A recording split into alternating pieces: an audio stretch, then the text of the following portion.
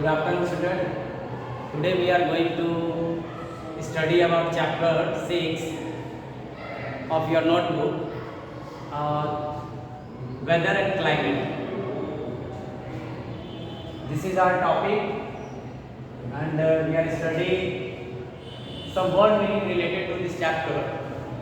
First of all, हम लोग बात करेंगे कि जैसे कुछ ऐसे इसमें इस चैप्टर में कुछ वर्ड मीनिंग है, ठीक है। ये क्लास 5 से रिलेटेड है, ठीक है। क्लास 5 का अभी तक हमने जो स्टडी किया है चैप्टर 1 से लेकर के 5 तक स्टडी किया, और अभी फिलहाल समर में बहुत अधिक गर्मी की वजह से हमारे डिस्ट्रिक्ट कलेक्टर यानी डीएम के द्वारा जो छुट्टी अनाउंस किया गया है उसके रिगार्डिंग किया गया था। उसमें कुछ चैप्टर जो था वो आपको डे स्कॉलर जो भी स्टूडेंट स्टडी कर रहे हैं उनका कुछ चैप्टर छूटा हुआ था, बट उसको भी हम लोग ऑनलाइन के माध्यम से उसको पूरा करेंगे। और आज बात करेंगे चैप्टर 6 का। टॉपिक जो है वो आपका क्या है, वेदर एंड क्लाइमेट, और इसमें कुछ वर्ड मीनिंग के बारे में स्टडी करेंगे और उसके बाद हम बात करेंगे ये कैसे होता है, इसको एक फिगर के माध्यम से समझने का कोशिश करेंगे। तो चलिए सबसे पहले हम काम करते हैं, पहले इसको फिगर ही बना लेते हैं, ठीक है। तो जब हम फिगर इसको क्रिएट करेंगे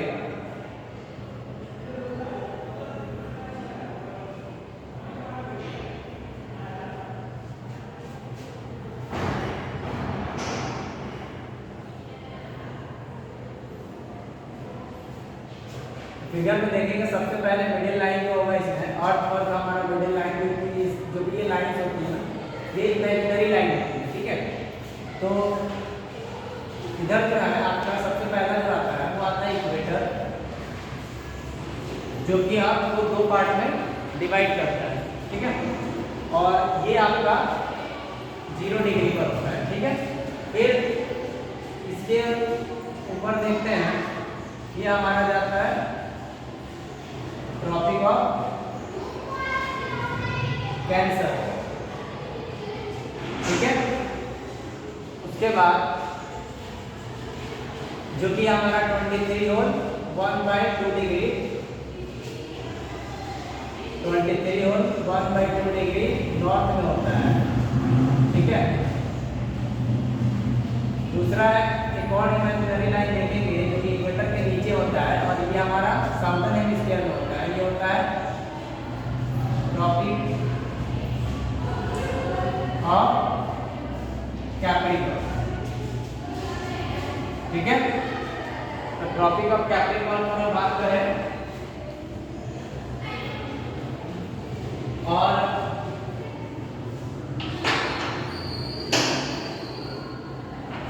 इसके बारे में हम जानेंगे तो और डिटेल में बात करेंगे इस पर हम, ठीक है।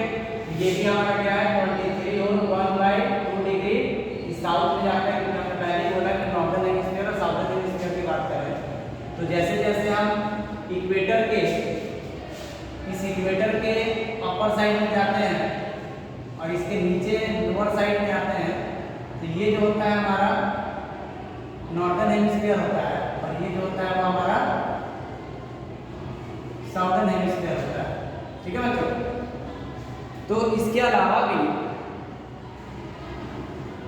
हम देखें कि क्या इसकी विजिबिलिटीज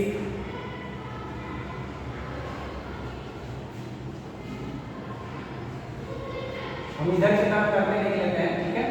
ये जो पूरा पोर्शन है, ठीक है, ये जो आता है हमारा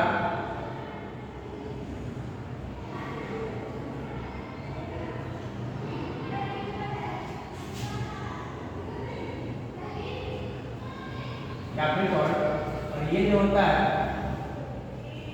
ये हम ऐसे देख लें इस लाइन के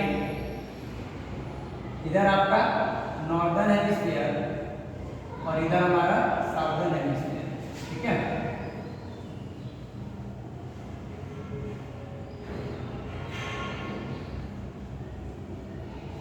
तो इक्वेटर के ऊपर जाएंगे तो नॉर्दर्न हेमिस्फीयर होगा, इक्वेटर के नीचे आएंगे तो साउदर्न हेमिस्फीयर होगा। जितने भी लाइन है आपको दिख रही है यहाँ पे, ये लेटिट्यूडनल लाइंस है।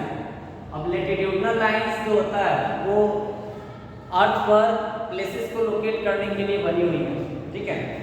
और ये इमेजिनरी लाइन किसी भी स्थान को आसानी से पता लगाया जा सके, फाइंड आउट किया जा सके, उसके लिए बनाया गया है, ठीक है। इसी के अपर साइड में जब देखते हैं तो एक इमेजिनरी लाइन और होता है जो कि हमारा क्या होता है 66 होल 1/2 डिग्री नॉर्थ में जाता है। यहाँ आपका आ जाता है नॉर्थ पोल और ये हमारा साउथ पोल, ठीक है। ये जो होता है हमारा आर्कटिक सर्कल,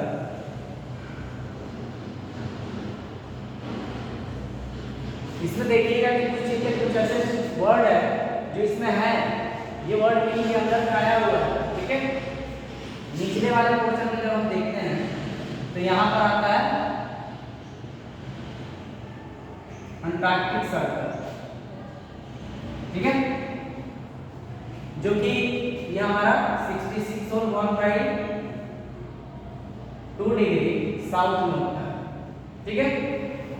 अब जब हम इसको लोकेट कर रहे हैं तो यहाँ पर हम देखेंगे कौन कौन सा जोन है, क्योंकि हमारा जो सनलाइट है वो सनलाइट किस जगह पे वर्टिकल पड़ता है और किस जगह पे स्लैंटिंग पड़ता है, जिसकी वजह से समर सीजन है चाहे विंटर सीजन है या वहाँ का जो क्लाइमेट है, कहीं बहुत ज़्यादा गर्मी पड़ता है, कहीं मॉडरेट क्लाइमेट रहता है, ठीक है। तो या फिर कहीं ये देखिएगा एक पर्टिकुलर सीजन बाय सीजन हम देखेंगे कि कुछ महीने समर सीजन रहेगा, कुछ महीने विंटर सीजन रहेगा, तो इस टाइप का सीजन रहता है। तो क्यों रहता है वो भी हम बता देंगे, उस पर हम लोग डिस्कशन करेंगे। बट ये देखिए कि सबसे अपर जो है ये आर्कटिक सर्कल का जो पोर्शन है इसको हम क्या कहते हैं फ्रीजिड जोन, ठीक है। उसके नीचे आते हैं तो ये क्या रहता है, वैसे तो टेम्परेट जोन के नाम से जानते हैं, बट इसको क्या बोलते हैं नॉर्थ टेम्परेट जोन, ठीक है। जब ट्रॉपिक ऑफ कैंसर के नीचे आते हैं तो ये हमारा हो जाता है टॉरिड जोन, ठीक है। उसके बाद इक्वेटर के साउथर्न पार्ट में चलते हैं तो सबसे पहला जो आता है वो आता है हमारा टॉरिड जोन। टॉरिड जोन एक ऐसा जोन है जो सबसे ज्यादा गर्मी पड़ता है, कारण कि फ्रीजिड जोन जो है वो आता है अंटार्कटिक सर्कल है नॉर्थ पोल के तरफ, तो वहां पर भी फ्रीजिड का मतलब क्या जमा हुआ, तो कहने का मतलब है कि ये एरिया पूरी तरह बर्फ से ढका हुआ है, कह लीजिए यहाँ थ्रू आउट द ईयर बर्फ का मतलब स्नोफॉल होता है और यहाँ पर जो टेम्परेचर होता है वो माइनस में ही ऑलवेज रहता है, ठीक है। तो यहाँ ये वाला जो एरिया होगा एक्सट्रीम कोल्ड क्लाइमेट माना जाएगा यहाँ पर का, ठीक है। उसके नीचे आएंगे तो नॉर्थ टेम्परेट जोन है, तो टेम्परेट जोन में ग्रास लैंड ज़्यादा पाई जाती है और टेम्परेट जोन में आपको ज़्यादा गर्मी भी नहीं होगा और ज़्यादा ठंड, कहने का मतलब क्या है कि ये ज़्यादा गर्मी भी नहीं पड़ता और ज़्यादा ठंडी भी, यानी कह लीजिए कि ना समर सीजन एक्सट्रीम गर्मी नहीं होता है और एक्सट्रीम ठंडी भी नहीं होता है, ठीक है। तो उस टाइप से क्लाइमेट है यहाँ। और टॉरिड जोन जो होता है टॉरिड जोन में हम देखते हैं कुछ एरिया, जैसे इस वाले एरिया में देखेंगे तो कुछ एरिया जैसे हैं टॉरिड जोन में खास तौर पे वहाँ पर कुछ महीने के पैटर्न पे समर सीजन विंटर सीजन का आना रहता है, ठीक है। और सेम कंडीशन हम साउदर्न हेमिस्फीयर में चलते हैं तो वही वाला बात होता है, ठीक है। उसी चीज को रिपीट कर देते हैं। फिर जब निचले वाले पोर्शन में आता है टॉरिड जोन के नीचे आएंगे ट्रॉपिक ऑफ कैप्रिकॉर्न के नीचे और अंटार्कटिक सर्कल के ऊपर, तो इन दोनों के बीच में आपका क्या आता है साउथ टेम्परेट जोन,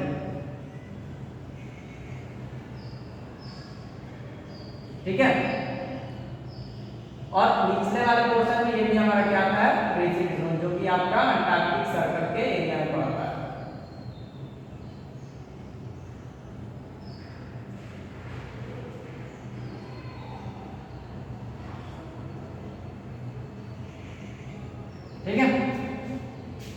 अब देखिए, क्योंकि अगर सन कहीं भी है, सपोज दैट अगर सन यहाँ निकल रहा है इस एरिया में, तो सन का लाइट जो है इस एरिया में अगर सन है तो सन का लाइट इस जगह पे, जो ये इक्वेटर वाला जो लाइन है, इस इक्वेटर के लाइन पर जो है, इस इक्वेटर के लाइन के आसपास सन का लाइट जो हमेशा वर्टिकल पड़ता है, जिसकी वजह से कह दीजिए कुछ सीधी रेखा में पड़ता है, जिसकी वजह से यहाँ पर गर्मी थ्रू आउट द ईयर गर्मी होता है, और इसी एरिया में आपको रेन फॉरेस्ट भी ज़्यादा मिलेगा।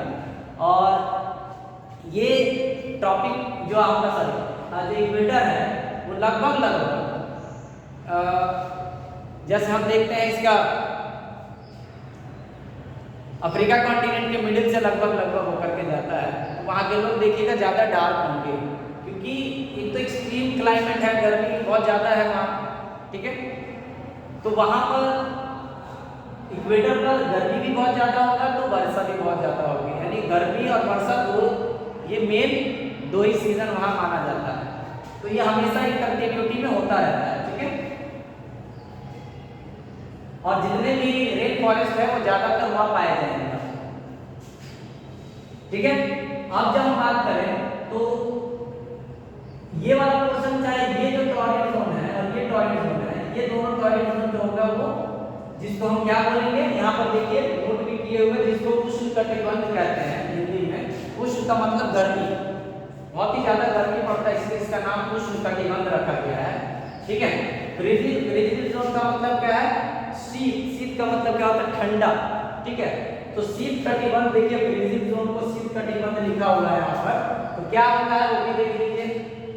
A geographical region of the earth located near the north pole and the south pole, यानी क्या लीजिए कि एक ज्योग्राफिकल रीजन है अर्थ पर जो कि किसके नजदीक या किसके पास में, नॉर्थ पोल और साउथ पोल के बिल्कुल क्लोजली क्या होता है, मतलब वो रीजन वहीं पर ही है, सिचुएटेड है तरीके से।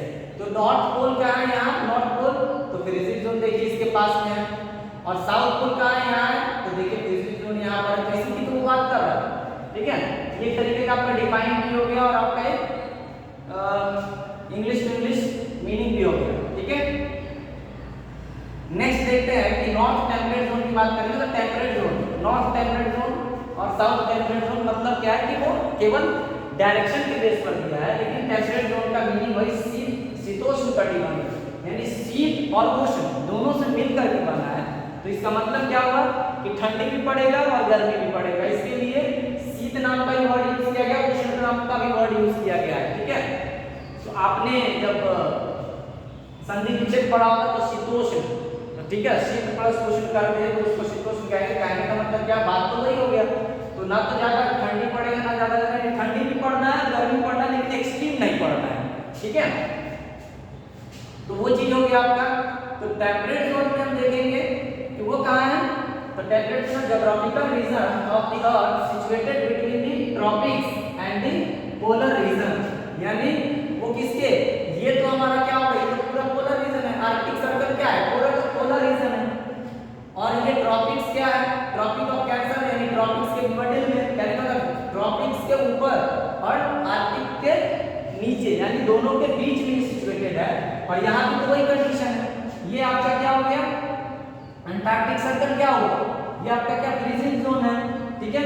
तो फ्रीजिंग जब ये पूरा एरिया उसी कंडीशन में देखिए, तो टेम्परेट जोन की तो बात वही कर रहा है कि बिटवीन किसके, ट्रॉपिक्स के और पोलर रीजन। तो ये तो हमारा पूरा पोलर रीजन हो गया फ्रीजिंग जोन, क्योंकि जमा हुआ रहता है, ये भी जमा हुआ रहता है, ठीक है।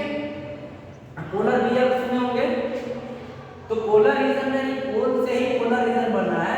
पोलर रीजन जो है इसके ऊपर और ट्रॉपिक ऑफ कैप्रिकॉर्न के नीचे, तो दोनों के बीच में हुआ, तो दोनों के बीच में साउथ टेम्परेट जोन, ये भी टेम्परेट जोन और ये भी टेम्परेट जोन, ठीक है। तो इनके मिडिल में आ रहा है, तो ये हो गया आपका। तो यहाँ पर भी ज्यादा गर्मी नहीं पड़ेगा, ज्यादा ठंडी, लेकिन गर्मी और ठंडी दोनों पड़ना है, समर और विंटर दोनों होना है, ठीक है। यानी कोल्ड क्लाइमेट भी होता है और वार्म क्लाइमेट भी होता है, लेकिन एक तरीके से उतना नहीं होता है जितना एक्सट्रीम लेवल पर नहीं जाता है। अगला देखेंगे कि टॉरिड जोन है, तो वो आपका ट्रॉपिक ऑफ कैप्रिकॉर्न और ट्रॉपिक ऑफ कैंसर और ट्रॉपिक ऑफ कैप्रिकॉर्न के बीच में आपका क्या आता है, टॉरिड जोन आता है। और बी बिल्कुल मिडिल में जब जाते हैं तो वो इक्वेटर होता है, क्योंकि सबसे ज्यादा हीट वो वहां पड़ता है। अब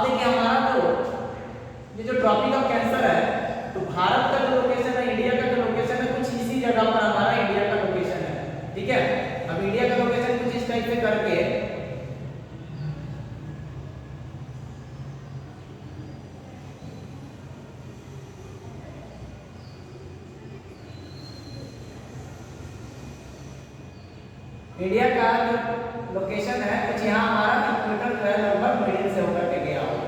ये आपने भी देखा होगा कि इंडिया के मिडिल से कौन गया हुआ है, ट्रॉपिक ऑफ कैंसर, ठीक है। और हमारे इंडिया में देखिएगा कि जब भी हम निचले वाले पोर्शन में आते हैं, यानी ट्रॉपिक ऑफ कैंसर के नीचे वाले पोर्शन में जाते हैं, और खास तौर पे जैसे महाराष्ट्र की ओर जाते हैं या महाराष्ट्र से नीचे की ओर जाएंगे तो आपका महाराष्ट्र से नीचे गोवा, कर्नाटका है, आपका केरला है, इस साइड तमिलनाडु है, फिर आंध्र प्रदेश है, इधर आपका उड़ीसा हो गया। तो ये जो कोस्टल रीजन वाले एरिया जो है यहाँ तो आपका ठंड पड़ता नहीं है, ठीक है। ठंड में थोड़ा मौसम हल्का फुल्का रहेगा, लेकिन ठंड को कहने का मतलब क्या है कि आप जनवरी के महीने में भी अगर आप महाराष्ट्र में जाते हैं या फिर आप कर्नाटका में जाते हैं, केरला में जाते हैं, तो वहाँ आपको बिल्कुल भी ठंड फील नहीं होगा। विंटर सीजन पता ही नहीं चलेगा, विंटर सीजन है यहाँ जनवरी के महीने में ब्लैंकेट का जरूरत पड़ता है, लेकिन वहाँ पर लोग फैन ऑन करके सोते हैं, ठीक है।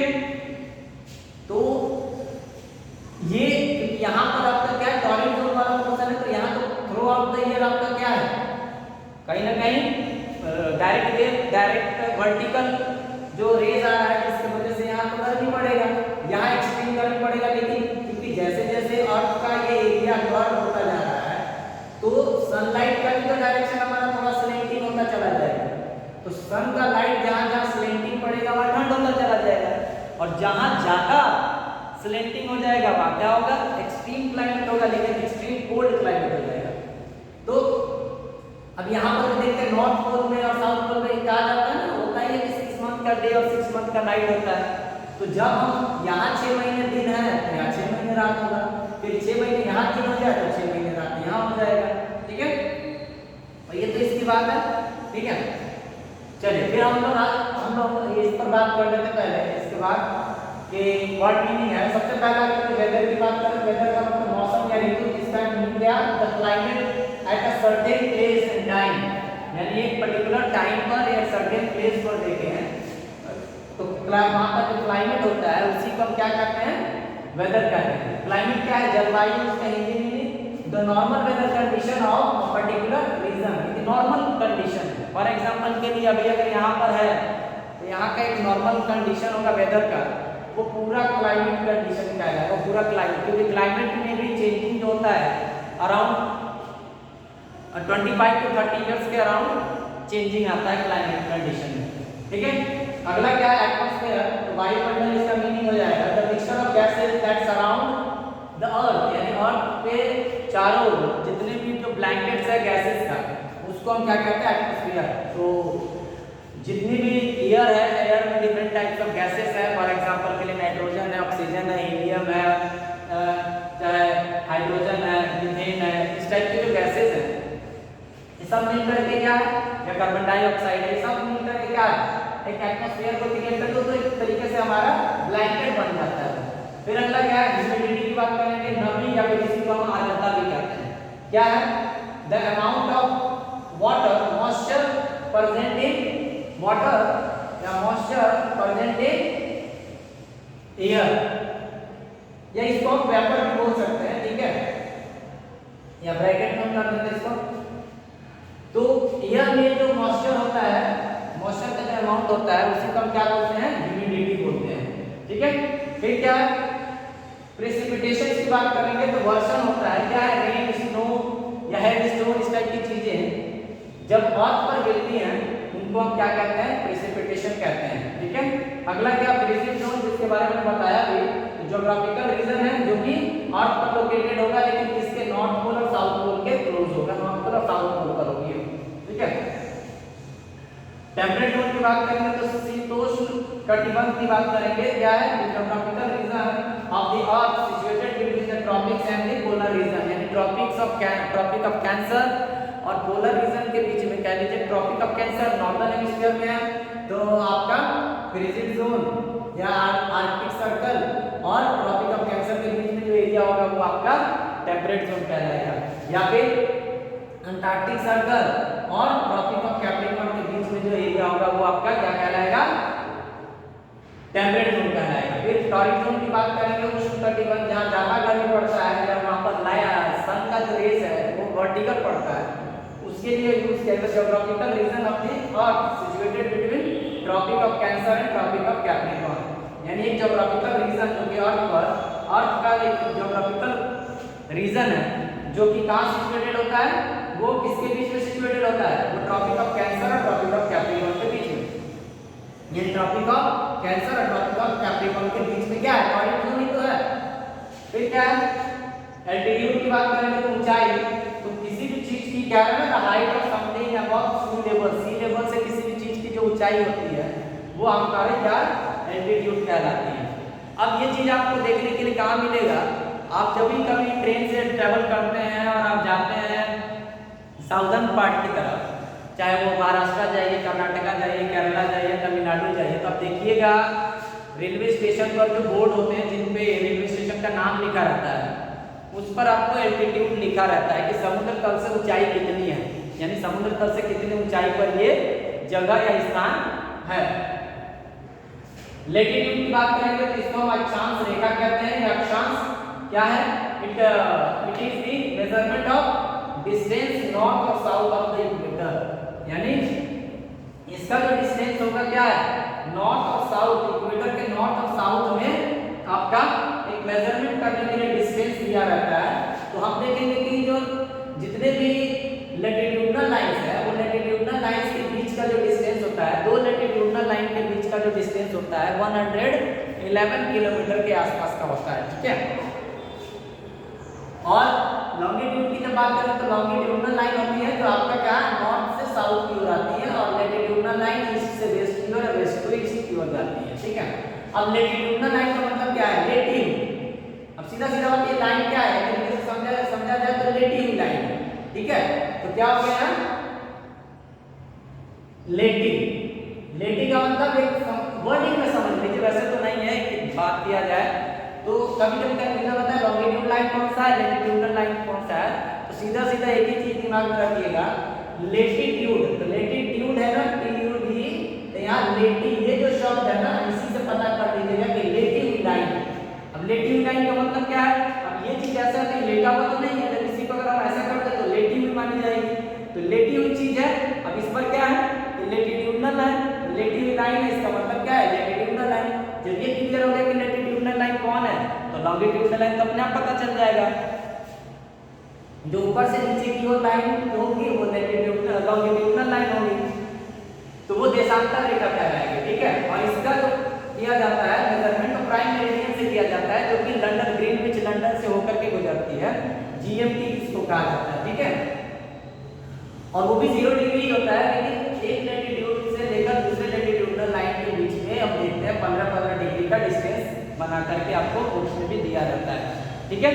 चलिए अब हम बात करें नेक्स्ट, तो लॉन्गिट्यूडनल लाइन की देशांतर रेखा, it is the measurement of distance east to west of the prime meridian, यानी प्राइम मेरिडियन के, यानी एक लाइन देखेंगे इधर, ये हमारा अगर ईस्ट है, ठीक है, और ये वेस्ट है, तो कल हम ऐसे नेक्स्ट क्लास में बात करेंगे कि लॉन्गिट्यूडनल लाइन क्या होता है, उसके बारे में बात करेंगे तो हम क्लियर समझा देंगे, ठीक है। तो प्राइम मेरिडियन यानी ये जीएमटी है, उसके वेस्ट में और ईस्ट में लाइन जो होगी सीधी रेखा ऐसे करके नीचे की ओर आएंगी नॉर्थ से साउथ की ओर, तो उसको हम लॉन्गिट्यूडनल लाइन कहेंगे। कल जब हम क्लास लेंगे तो इसमें हम आपको इसको डिफाइन करेंगे, आज हम लैटिट्यूडनल लाइन के बारे में बात कर रहे हैं, कल लॉन्गिट्यूडनल लाइन के बारे में बात करेंगे, ठीक है, देशांतर रेखा के बारे में।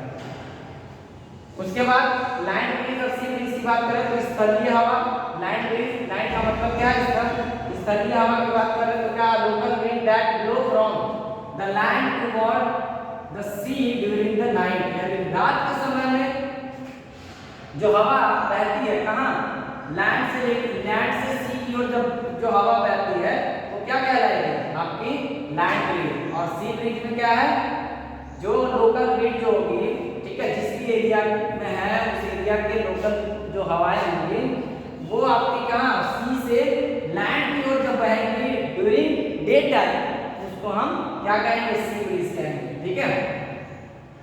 तो आई थिंक आज के क्लास में ये चीज हमको समझ में आया होगा, और ऑफलाइन के क्लास में भी हम लोग इसके ऊपर एक बार डिस्कशन करेंगे, ठीक है, क्योंकि हमारा अभी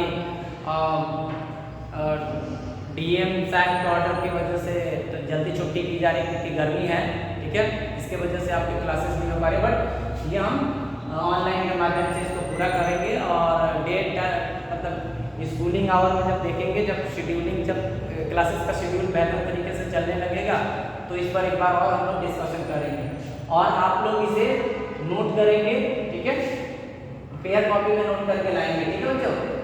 और हम जब आगे इसके बारे में, इसका जो फिगर है इसको बनाना भी है, अभी आपके बुक में दिया भी होगा, ठीक है। अब देखिएगा पेज नंबर 48 है चैप्टर 6 का, उसमें ये बना हुआ है, इसको भी बनाना है, ठीक है। कोशिश कीजिएगा जैसा हमने बनाया इसको बना लीजिए तो ज़्यादा बेहतर है, ठीक है, क्योंकि इतना डिटेल वाइज आपको उसमें बना हुआ नहीं है बुक में, बट कोशिश करिएगा कि वहाँ से बन जाए तो ठीक है, वहाँ से बना लीजिएगा, अदरवाइज इसको बनाइए और इसको नोट करना। फिर कल हम लोग क्या करेंगे, लॉन्गिट्यूडिनल लाइन पर बात करेंगे और